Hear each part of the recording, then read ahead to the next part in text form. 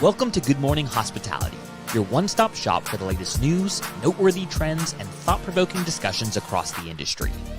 From hotels and short-term rentals to all things travel and hospitality, you'll find each episode equips you with the information that you need to start your week. Join us on Good Morning Hospitality every Monday, wherever you get your podcasts.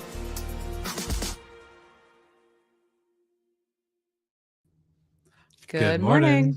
Tie. Happy Monday. Monday. Oh, it's tie number 2. It's going to be a good week. I can feel it. Big things are happening. It's going to be a great week. I already know it's going to be happening. You know what I'm saying? Hey, Jamie Lane, welcome back. How was the 4th? Awesome. Thanks for having me. Of course. Yeah, stayed at a great short-term rental this past weekend up in North Georgia. Not my own. Okay. Sort of Why would doing you do that? Scouting some competition. Is this considered rental arbitrage of like renting my own unit for like $3,000 for the weekend and then taking my family up and renting a unit for like $600 for the It's weekend? called vacation arbitrage. Vacation arbitrage. Yeah. Like it was great. I love that. I did that when I rented my house out during football games. Just grabbed that arbitrage. Yeah. Unfortunately, I just have a freeloader renter staying with me. It's okay. This cat hasn't paid rent once in 9 years. Hey, and you got 9 lives with that too. So good luck. I know. Good luck. How was your guys' this weekend? Golden, you and the boys have some fun with the fireworks and all the good stuff. What you guys did end up doing? Yeah, I went up to Atlanta. Didn't bump into Jamie. I did bump into Andrew McConnell though. Small world. Yeah, very small world. So yeah, went up to Atlanta to my dad's club and had different activities. The kids absolutely loved it. I don't think Oliver ate dinner. I think he just had 5, maybe 6 desserts, but sounds about right. He survived. He made it through. No meltdowns, which was absolutely a miracle. But yeah. And then Elliot was on a sugar high as well. No meltdowns though. That's honestly what a 4th of July miracle, because usually that is a recipe for disaster. Yep. So we made it through. 100%. What about you, Brandy? You and Mia do anything fun or? We actually, we had a great weekend. I did another morning session at Space, and then like our morning workout, and then we came back and I made an incredible lunch of like Momofuku does their noodles that you can buy, and I did like shaved Korean beef with a soy cured egg yolk. It was very good. And then we played like Mario Party. The four of us did for like 3 hours, and it's just really fun, kind of like getting back into kid things. You know, it was just relaxing and pretty chill. So, and then fireworks, I don't know. Miami was doing 4th of July fireworks all weekend, sometimes during the day, which I didn't really understand that reasoning, but a lot of fireworks. Lots of fireworks. I love it. Quick fun story at a vacation rental story is like the magic of the industry. Our kids experienced what DVDs were for the first time, blew their mind that there was these CDs and you could put them into the TV and that it played a show. I feel really old. I was going to say, wait until they find out about VHS. Oh my gosh, that's crazy. But I bet they're freaking out. What was like one of the first movies you guys put on DVD? We watched Shrek. Oh, Shrek, let's go. Great choice. Yes. I used to know that. Oliver asked me recently if when I was alive, was it just black and white TV? Brutal. What about you, Will? So good.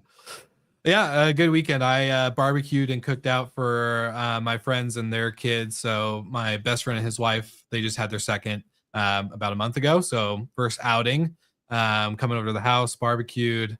And then we went to a park that was packed and let the kids play and the dogs go and watched fireworks. It was a fun time. I was the funkel of the weekend. So basically just sugaring up the kids and making sure that they had meltdowns before they left. So just kidding.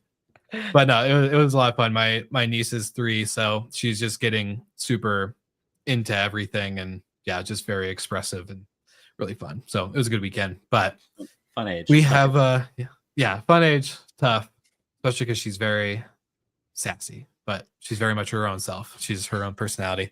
We have a lot to talk about because I think there's maybe some misunderstanding in the industry on some topics that have happened in terms of recent updates from Airbnb. But before we do that, last week, for all of our listeners and live viewers, we announced that we are the official Guesty podcast for their conference in Mexico City in September called Guestival. So if you're a Guesty customer or not, it doesn't matter.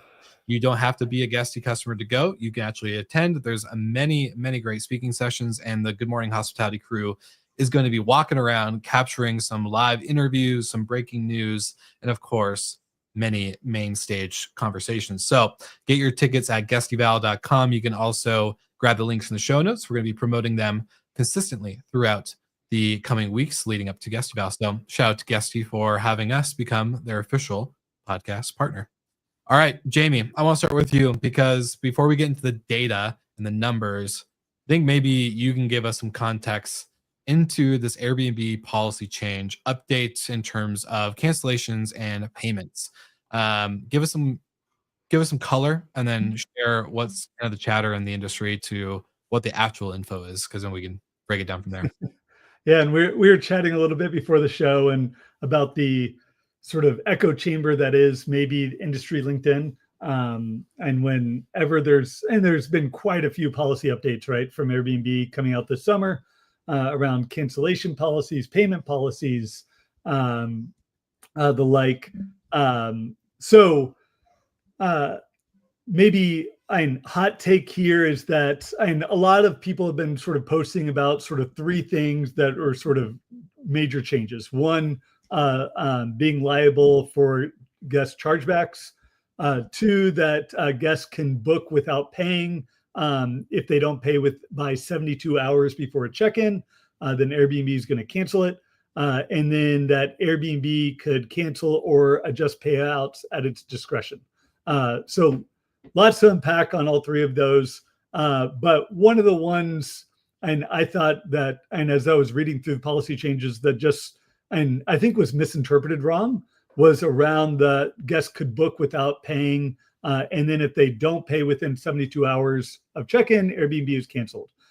This, I think, all is related to Airbnb testing new buy now, pay later, where guests can sort of book and then they sort of go on payment terms to sort of pay before the check-in. And the policy relates to that they have 72 hours after one of their payments are due to complete the payment or is going to get canceled. And that this new buy now, pay later policy does not actually supersede the host's cancellation policy. And that all those payments are actually due before the cancellation policy would actually check in. So, and one, I think it's really interesting that Airbnb is finally testing buy now, pay later. It's been an option, I think, for Booking and Vrbo now for a while. And I think broadly reflects like, and that affordability for guests is still top of mind, and they want options on when to pay, and that the ability to book now and sort of pay over time. Like I feel like that's offered almost everywhere now when I buy something. So I think ultimately, and Airbnb offering that is a good thing, and it's going to take some time for us to adjust like how these sort of policy changes are actually reflected. Yeah, and I just think that, there was Vrbo for a long time had you could put a certain percentage down and pay later, and that was fine. And then the other thing is that it really doesn't necessarily impact you because you don't see that money either way until after they've checked in or checked out. Like so it's not affecting your cash flow, and it's not 72 hours before they arrive. It's based on their payment schedule. So I do agree with you that there was a lot of like crisis mode around this, but it really shouldn't impact people because it's not impacting your cash flow. Yeah. One of the updates that I think is as a traveler, I'll say two updates as a traveler that I really liked. One is the 24-hour free cancellation component. Mm-hmm. And we all talked about this before the show, particularly on flights with Delta. I've booked and been like, oh no, wrong dates or wrong airport, or I don't need to do that trip anymore, and been able to cancel. And we haven't been able to do that on Airbnb. to date. So that's a huge one. It's a win for everybody. I mean, as a host, if you lose a booking you just got, it's not a big deal. And as a traveler, it is a big deal if you book something and you can't get your money back. And the other component of that is if you are a new listing now moving forward, there is no more strict cancellation policy. You're no longer allowed to enable that, which tells me in the next year or so, they're probably not going to allow anybody to have it. They're kind of slowly taking it away, dipping their toe in the water now and training people. But again, as a traveler, strict cancellation is brutal. I totally get it though, for those long lead time, highly condensed peak places. So Aspen during Christmas and New Year's, you don't want someone to cancel that 1 week out, because that's a 3-4 month lead time at least, right? So some of those long lead time markets are going to be suffered or will suffer as a result of the strict cancellation. So if you're a traveler, don't be a dick. And if you're just holding several places, don't do that. It's not good or helpful for anybody. And it only hurts the industry as a whole. Well, I also wish, so on booking.com, you can have refundable and non-refundable rates, right? So I think that, you have a strict non-refundable policy and it's cheaper. And then you just have to roll the dice on that. I think that would be a way that you could kind of solve, for both sides. And if you do you guys do the buy now or pay later, like the strict cancellation, or not? Like as a traveler or as a host? Booking. Yeah. Oh, as a traveler, it depends on the trip. Like if I'm dead, I'm booking it last minute for tomorrow night, I'll just obviously do the non-refundable one. But it kind of depends. Yeah. A lot of the hotels directly have that option as well. So yeah, it's not just the OTAs. Oh yeah. It's very much more common on the hotel side. And I just think it makes a lot of sense. Do you want the cheap price? Well, then there's a cost to that. There's pros and cons to every pricing model. And I think that Airbnb should try to roll out different rate plan strategies at some point. I personally, as a consumer, love hotels because of the fact that I don't pay until I show up. And so the fact that, Airbnb or short-term rentals hasn't really been able to do that, it's kind of okay, it's not fun because I don't like paying. I'm a cash sensitive person where I don't like to give out money in terms of buy things ahead of time. I don't like the money to be gone before it really is there. I'm very strict on my budgeting in that way. And so paying for something 6 months ahead or 3 months ahead, I hate it.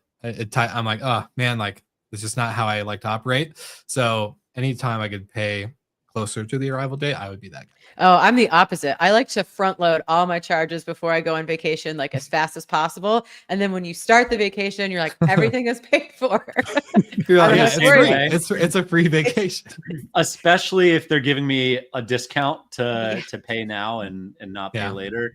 I'm with you 100%, Brandy. Let me go ahead and pay for the flights 3 months in advance and the hotel 2 months in advance. And but instead of calling that girl math, we're going to call that traveler math. Math. I paid 3 months ahead, so it's free, right? We've got traveler math and vacation arbitrage. We're coining new terms. We're coining new terms today. But I think that really, we've been on LinkedIn in the last week, and you just see everyone freaking out, which happens every time there's any sort of update. And I think that the main point is one that we make pretty much anytime an OTA makes a change is make sure you have a diverse OTA mix so that you're never too heavily reliant on one OTA, and that these are the rules that they're setting, and you can be upset about it. And there are certainly things that are not advantageous to hosts here, but Airbnb is not going to change their practices. They are the bigger giant in this situation. And so if you want to put more money into your direct site, or if you're not on booking.com or Expedia, maybe now's the time to try, or Marriott or whatever, maybe now's the time to try to diversify your OTA strategy. Yeah. So much so that Airbnb even wrote in their update, if you don't like these, you can delete your account. So Yeah. They don't it's up to care. you. They Yeah, don't care. it's totally up to you. So what I thought days was of them- interesting, pulling some data around it, like as much in the US, 1/3 of listings have a strict cancellation policy.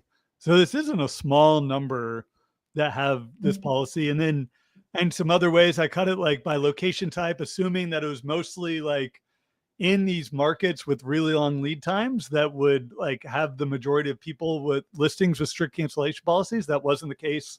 Still large percent in urban areas with shorter lead times still have strict cancellation policy. Good mix between large property managers and individual hosts that are using the strict cancellation policy. So it is widely used out there. And what Airbnb is trying to push people to, because when you look at the actual cancellation rates, they don't vary a whole lot. Like it's not like, and you're setting yourself up for a whole lot less cancellations by having the strict or firm policies. And then sort of last point I wanted to make was around if you're a property manager, how this is potentially good for you. Like as Airbnb makes more and more of these sort of policy changes, like if you have a large percent of bookings coming direct or through other channels, like you're able to offer homeowners that option. Like if the homeowner really wants that strict cancellation policy associated with their home, like the only way now to get that, if Airbnb does away with strict, is to have the bookings coming through other channels. So any property manager's ability to actually drive those direct bookings, especially in those markets with long lead times where strict cancellation policies can be really helpful, like that's now increased the value of all those property management companies in each of those markets. Well, yeah. And what you'll see is people start blocking their calendars on Airbnb 3, 4, 6 months out for Aspen during Christmas week. I'm going to try and get a direct booking. And then 90 days out, I'll turn it on.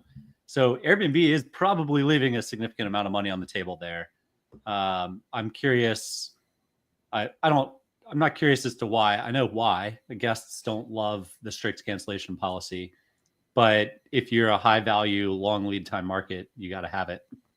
The other point that just hit me while you were talking, Jamie, the average host, like when I rented out my primary residence for football games in Auburn, I needed a lead time because I had to clean my house and get out. Like I can't take a booking 2 days in advance or 1 day in advance or even 4 or 5 days in advance. I had to start the cleaning process, move some stuff, put stuff in the lockout room that we locked off. So it even kind of runs contrary, not just to the Aspen Christmas houses, but your person that's doing it to make their mortgage and it's their primary residence or even owner occupied residence. So yeah, I think there's probably some happy medium from strict 30 days out or 14 days out or 7 days out that makes sense that for a lot of people in a lot of markets. But those long lead times, I mean, that's your pace. And we've talked about on the show many times, but pace has significantly declined over the years, really since COVID. It's just condensed and condensed and condensed to the point that people are getting fairly comfortable with not having a whole lot of bookings next month because last month they came in 14 days out or 7 days out. Yeah. I like what you said there, Michael. And to also what Jamie, what you said earlier, I think this is the cool part that you were able to flip the coin on the freak out, because when I was property managing or being a property manager, that was a weird way to say it. When I was being a property manager, the thing that we always got asked from owners was like, how's your Airbnb account? Are you in good standing? Blah, blah, blah. Like, what type of revenue do you generate from them with your other homes? What can we expect? And obviously they only cared about Airbnb because that's where they heard about us from. A friend has an Airbnb or was managing an Airbnb or whatever. They stayed at one. And then they, somehow find their way to you. And the cool thing I think about this now is like you can push your direct channel more and more. And it is now becoming more of an upsell and actually like a differentiator between you and other property managers, because a lot of the time back in the day, especially before COVID, people it was just like, yeah, I can get you bookings anywhere. It was like, I can get on Vrbo today and get your property a booking. I get on Airbnb, get you a booking. It didn't matter. So to have your own brand channel and kind of showcase that, and alongside the other channels on what your ADRs are looking like or what your rates, it's a good way for property managers to dive into their brand, into their data, and to showcase their own channel. Because if Marriott's becoming a channel, and Capital One's becoming a channel, and Chase Travel's becoming a channel, and all these things are becoming a channel, and you're not becoming a channel, what are you doing? You should become a channel. Stop cleaning toilets and just start becoming a channel. Actually, I'm going to tell everyone to become an OTA. That's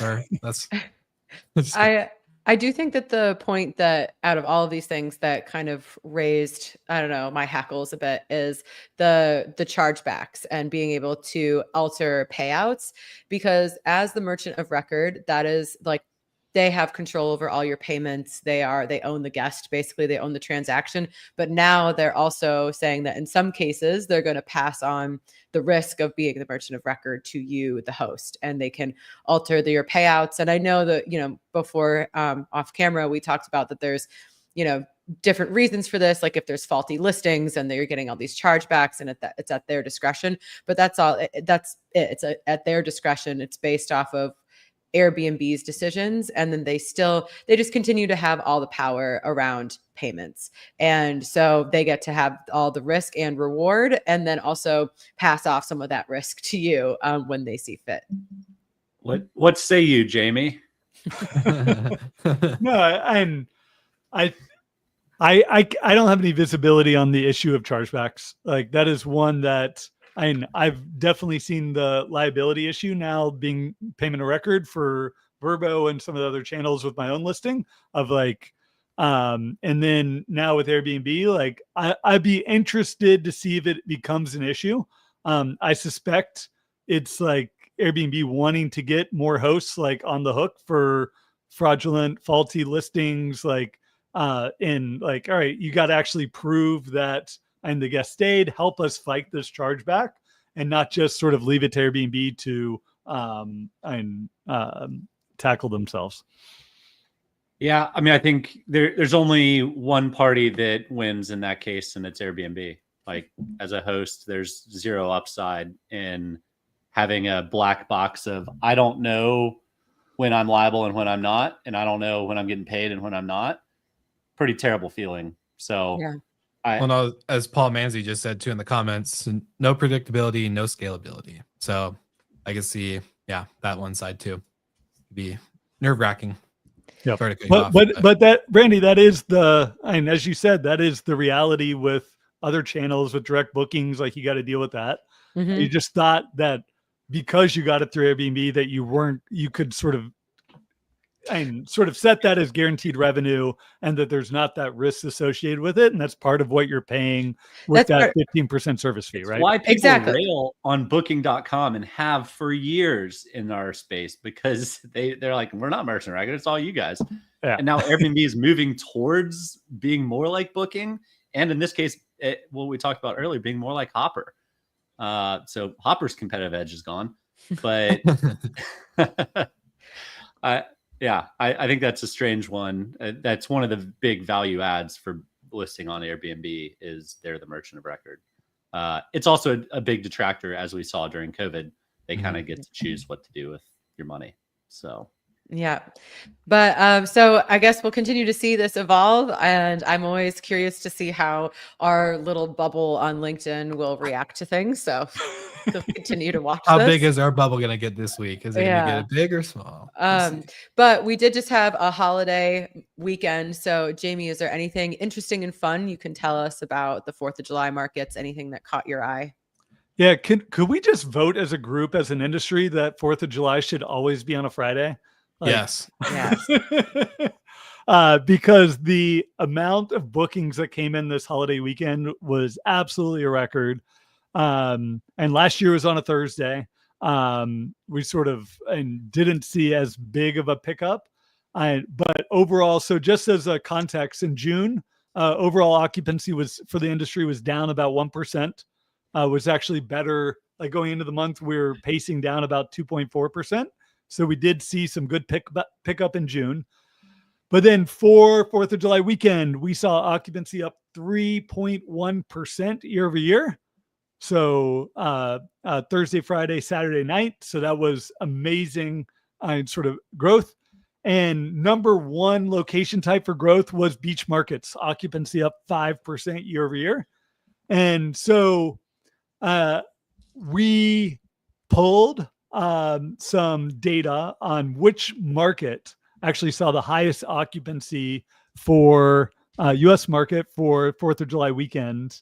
And I gave you guys sort of pre-show the sort of top 20 markets and was going to see if everyone wants to guess before I give the number one market last weekend.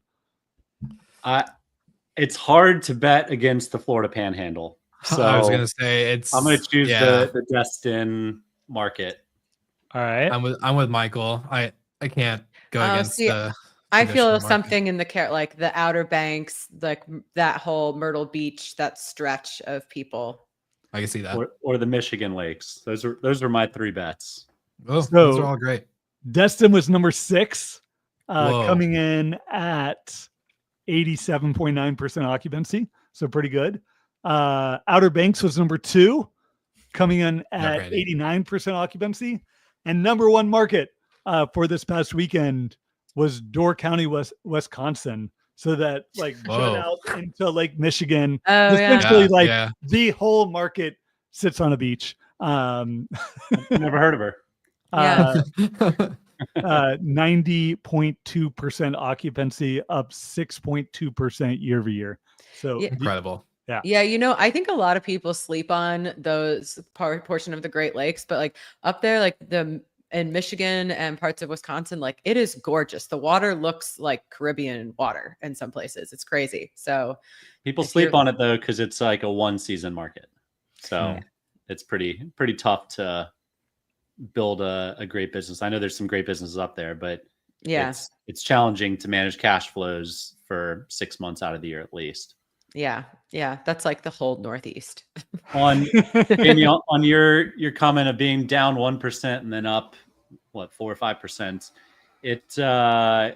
our hotel that we manage in Virginia, 2 weeks ago we had 0 bookings for 4th of July weekend, and we ended up 100% occupied.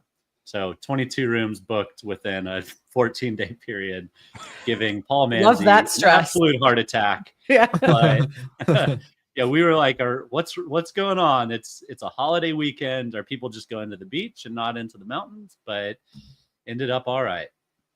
Yeah. What was crazy though is there's so many markets that actually saw occupancy declines.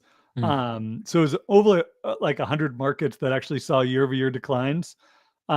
So it's sort of that leisure business mix of like when you're in more urban markets, like not necessarily going there for 4th of July. So that's why beaches did so well. Mid-size, some of the large markets actually saw pretty big decreases. So, New Orleans. It's been so tough. New Orleans was down 19%. Honestly, it's so brutal.